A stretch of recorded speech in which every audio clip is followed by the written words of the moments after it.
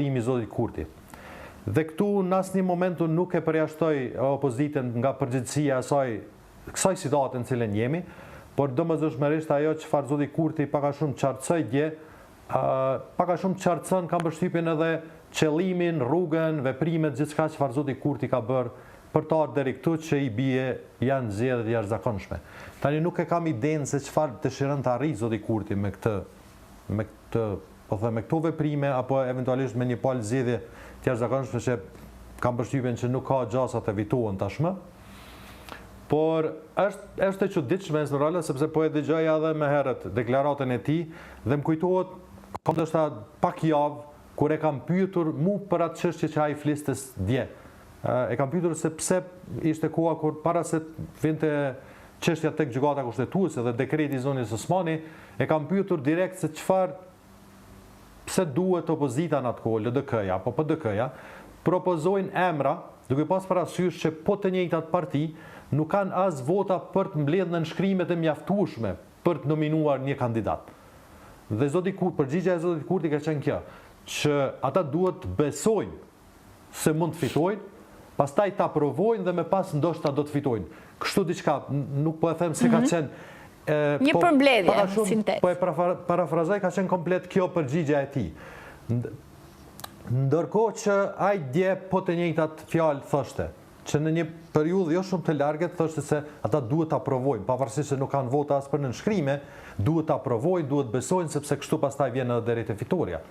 Ndërkohë që dje thoshte se ata nuk kanë vota as për nënshkrime dhe si mund ta pretendojnë postin e presidentit. Kështu që unë mendoj që gjithë kjo e sqaron goxha shumë situatën dhe qëllimin e zotit Kurti, pra ofertat që ka dhënë ai dhe që i bëri pak a shumë të ditura edhe pas takimit të fundit me zotin Abdigjiku, por edhe dje,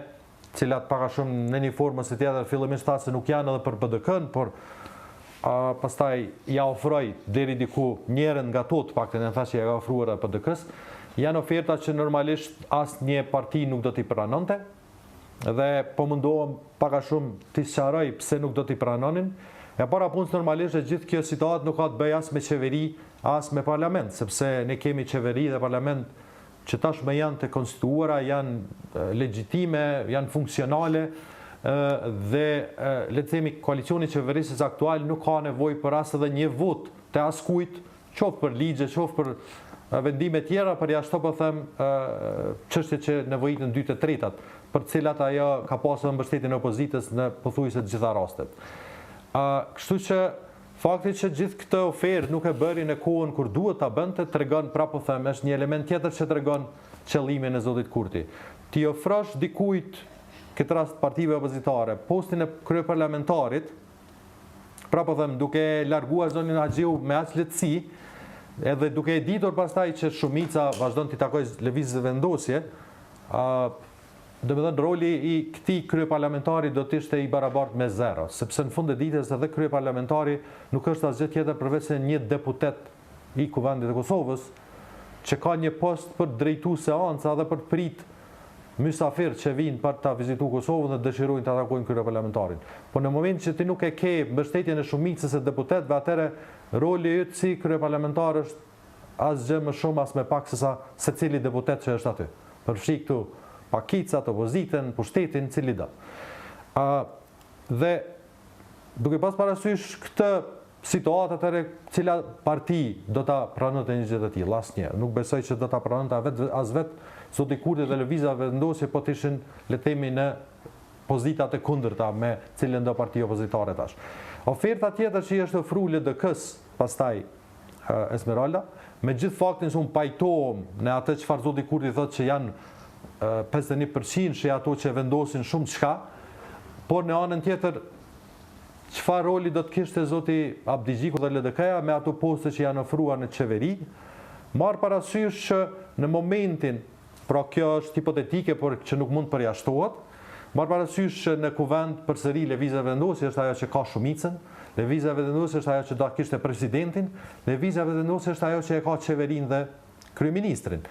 Dhe në një situatë të tillë, eventualisht po them, po të pranonte LDK-ja një ofertë të tillë, imagjinoni që zoti Kurti mund ta riformatonte qeverinë vetëm 2 ditë pasi ti votohej zoti Konjufsa si president dhe eventualisht largonte edhe zotin Abdigjiku dhe të tjerët që ishin pjesë e asaj qeveria apo atij kabineti eventual që do të bëhej, duke pas parasysh prapë se është lëvizja vendosja ajo që ka shumicën në parlament dhe mund ta bëjë një gjë të tillë. Dhe deri diku prapë po them e arsyetoj po them atë që zoti Kurti e thoshte vazhdimisht që janë votat e qytetarëve ato që kanë vendosur se kush dhe çka duhet marrë dhe cilat poste duhet t'i takojnë dhe kujt. Po pra, po presidenti nuk është një post në diskutim. Në asnjë